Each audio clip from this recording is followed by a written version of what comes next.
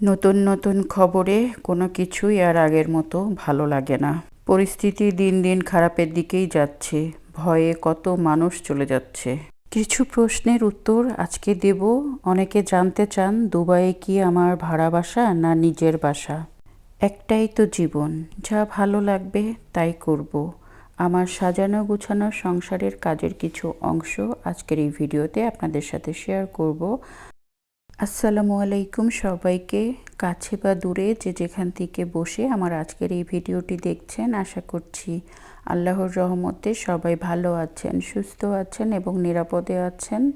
আলহামদুলিল্লাহ আমরাও ভালো আছি।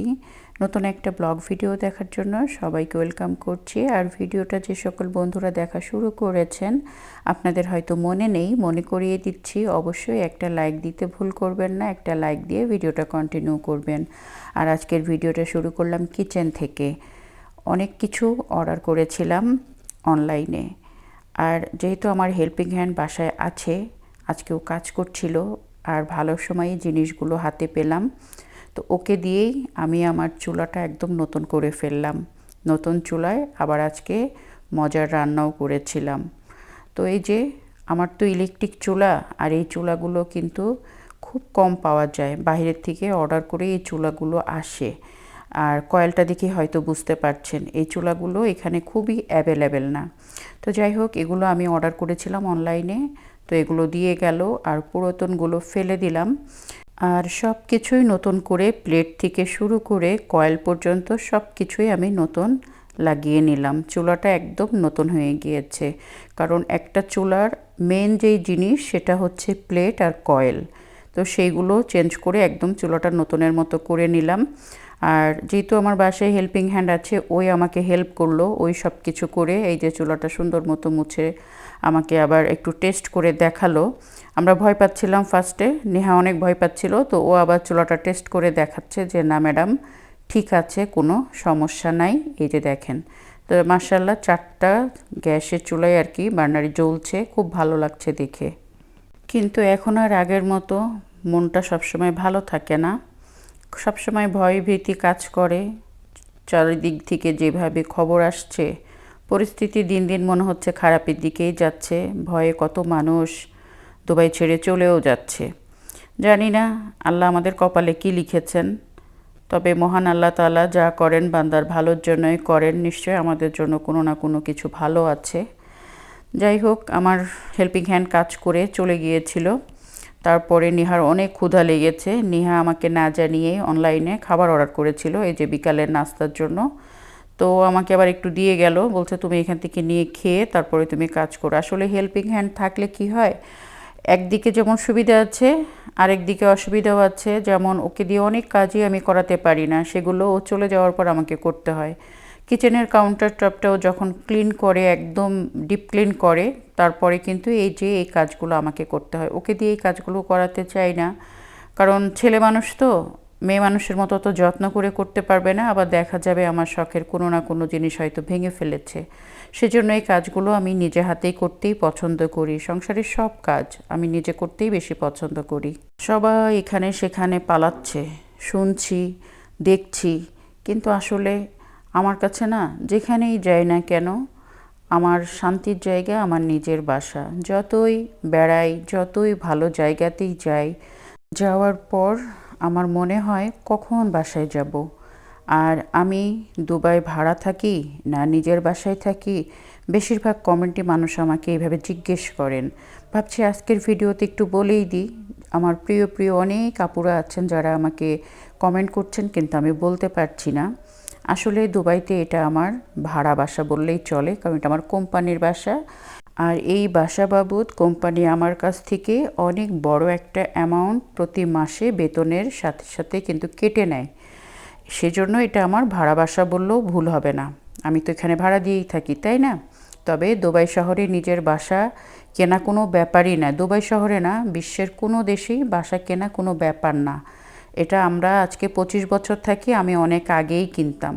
আজকে যেই পরিস্থিতি হবে, 25 বছর আগের থেকেই এরকম কোনো না কোনো কিছু মানে চিন্তা করেছিলাম, যার কারণে মন থেকে আর কি এখানে কোনো কিছু করার শখ জাগেনি।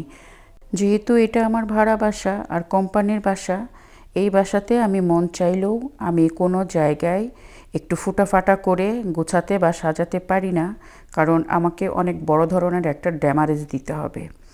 আর যদি এটা আমার নিজের বাসা হতো, আমি ইচ্ছা মতো যেখানে খুশি সেখানেই একটু সুন্দর করে ডেকোরেশন করতে পারতাম বাসাটা। তারপরও আলহামদুলিল্লাহ আমি যখন যেখানেই থাকি না কেন সবসময় পরিপাটি এবং গুছিয়ে থাকতেই পছন্দ করি।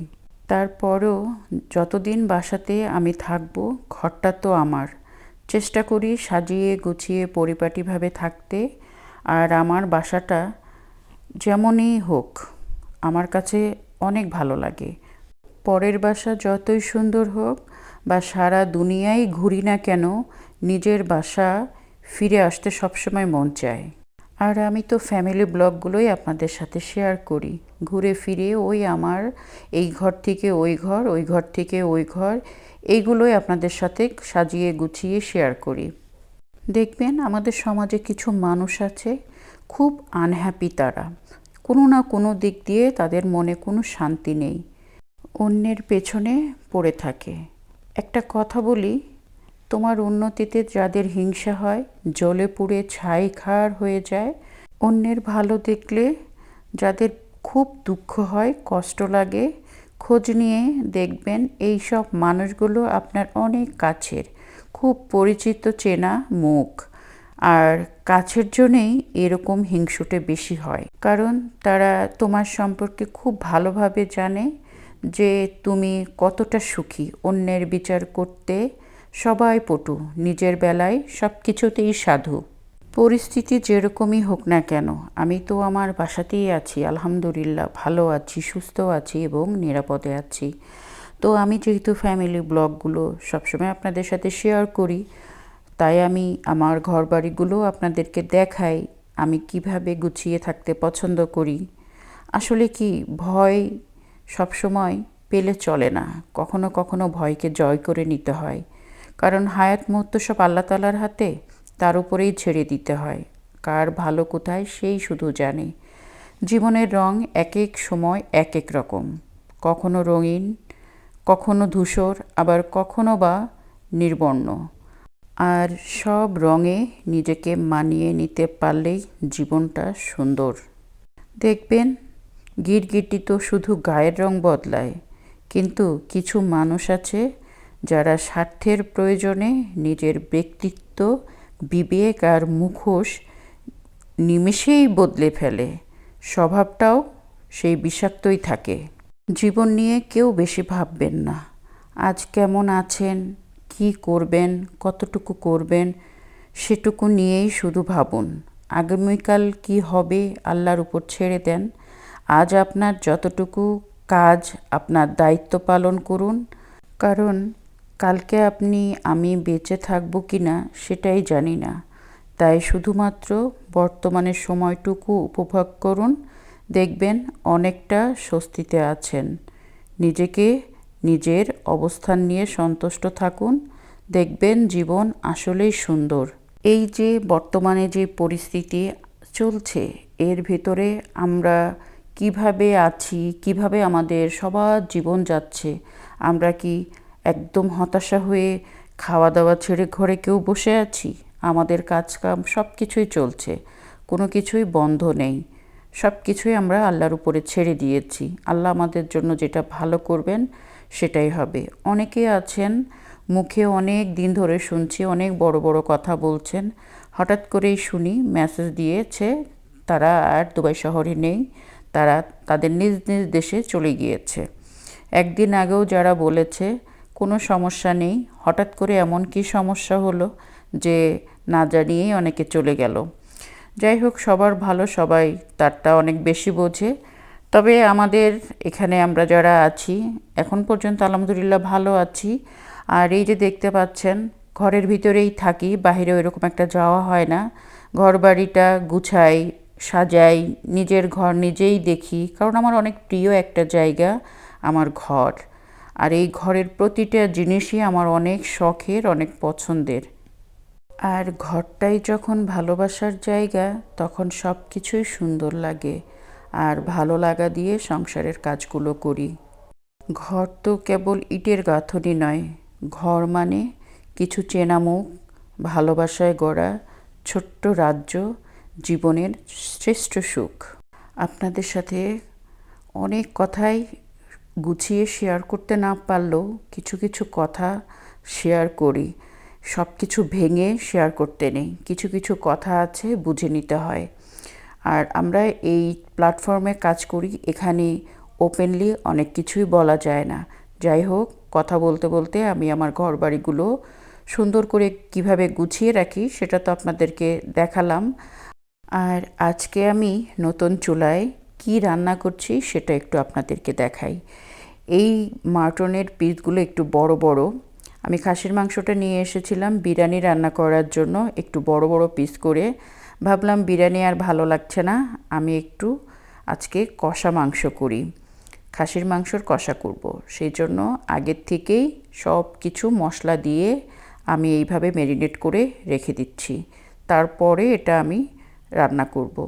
আর এইভাবে ম্যারিনেট করে রেখে যদি মাংসটা রান্না করা যায় কষিয়ে কষিয়ে, তাহলে কিন্তু খেতে অনেক মজা হয়। যাই হোক, এই যে আমি মাংসটা রান্না করে নিচ্ছি। আর ভিডিওটা বেশি বড় করব না। যে যেখানেই আছেন সবার জন্য অন্তর থেকে দোয়া থাকলো, সবাই ভালো থাকবেন, সুস্থ থাকবেন।